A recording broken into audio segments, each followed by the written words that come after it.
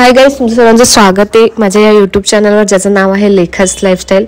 मी आज पहिल्यांदाच फ्लाईटचा प्रवास करतेय आणि या प्रवासामध्ये जे मला कॉम्प्लिकेशन आले आहेत किंवा फ्लाईट्समध्ये कसा प्रवास करायचा याबद्दल मी आज तुम्हाला सांगणार आहे या व्हिडिओमध्ये। तर चला तर पाहूयात माझी आजची व्हिडिओ। तर गाईज, मी आज पुण्यावरून दिल्लीला प्रवास करणार आहे। पण सर्वप्रथम आम्ही जेव्हा एंट्री केली विमानतळावर, तिथून आम्ही फर्स्ट आम्हाला गेट शोधायचा होता, कुठल्या गेटवरून आतमध्ये जायचं, म्हणजे टर्मिनलमधून।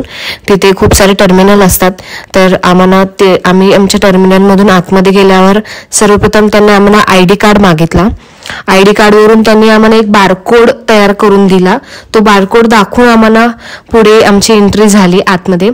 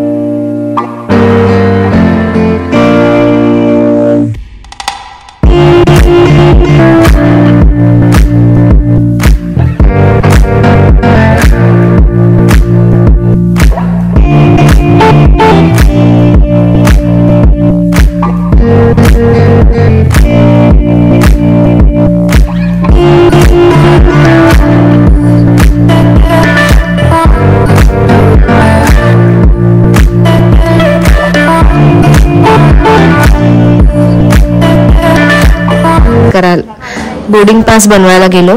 बोर्डिंग पास बनवताना तुम्हाला पाहिजे तसं म्हणजे सीट चॉईस करू शकता। तुम्हाला जर खिडकी जवळची सीट हवी असेल तर तुम्ही चॉईस करू शकता जेव्हा तुम्ही बोर्डिंग पास बनवता। बोर्डिंग पास हा तुम्ही ऑनलाईन सुद्धा बनवू शकता। ज्यांना ऑनलाईनचे प्रोसेस माहिती त्यांनी ऑनलाईन सुद्धा बोर्डिंग पास तुम्ही काढू शकता आणि तुमच्या चॉईसनुसार तुम्ही सीट पण चॉईस करू शकता। आणि आम्ही जसं बोर्डिंग पास काढलं तसं आमचे बॅग्स कलेक्ट केल्या। बॅग्स बद्दल पण तुम्हाला थोडंफार सांगेल।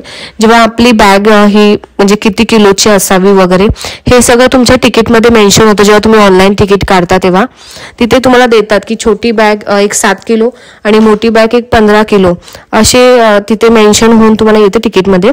जेव्हा तुम्ही बोर्डिंग पास काढता तेव्हा ते बॅग चेक करता तेव्हा ते 15 किलोच्या वरती असेल तर तुमचं सामान तिथे रिमूव्ह करू शकतात।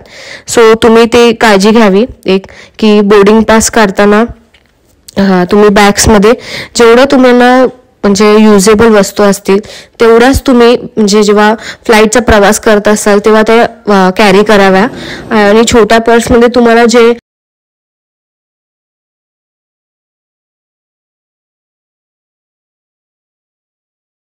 बॅगमध्ये तुम्ही ठेवू शकता, कारण का ती छोटी बॅग तुम्ही तुमच्या सोबत कॅरी करू शकता। जी मोठी बॅग आहे 15 किलोची ती तिथे तुमची जेव्हा तुमचा पूर्ण प्रवास होतो त्यानंतर तुम्हाला ती कलेक्ट करायची असते। तर छोटी बॅग तुम्ही कॅरी करू शकता जेव्हा तुम्ही फ्लाईटमध्ये प्रवास करता तेव्हा।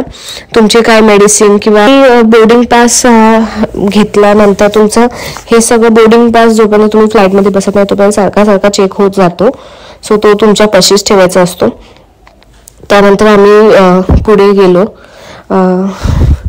त्यानंतर आमचं सगळं चेकिंग झाल्यानंतर आम्ही आमच्या फ्लाईटची वाट बघत होतो। आमची फ्लाईट 15 मिनिटं लेट होती। सो आम्ही तिथे खूप वेळ वाट बघितली, मग आम्ही फोटो काढले।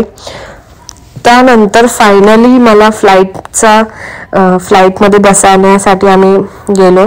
तिथे पण आमचा बोर्डिंग पास चेक झाला। बोर्डिंग पास चेक झाल्यानंतर आम्हाला शेवटी आतमध्ये सोडलं। फायनली ती वेळ आली की आम्ही फ्लाईटमध्ये आतमध्ये एंट्री केली। आतमध्ये एंट्री केल्यावर मी बोर्डिंग पास बनवतानाच विंडो सीट चॉईस केली होती।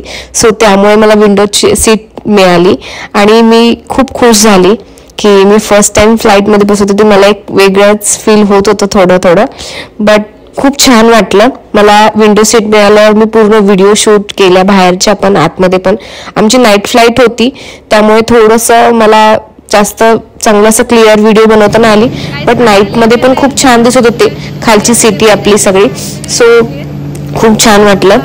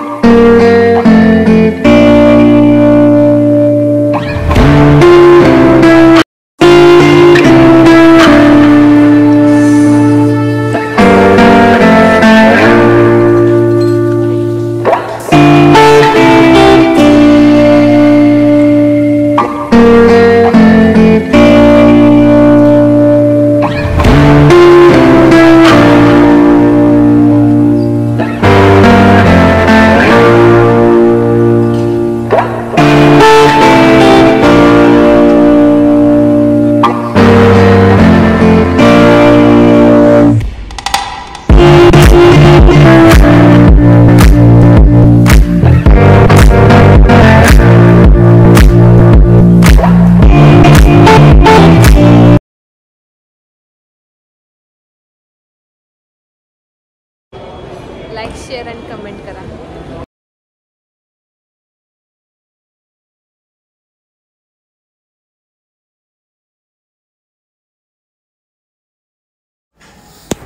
सो गाईज आम्ही एअरपोर्टवर जेव्हा आमचं प्लेन लँड झालं, जसं लँड झालं तसं आम्हाला एक बस आली.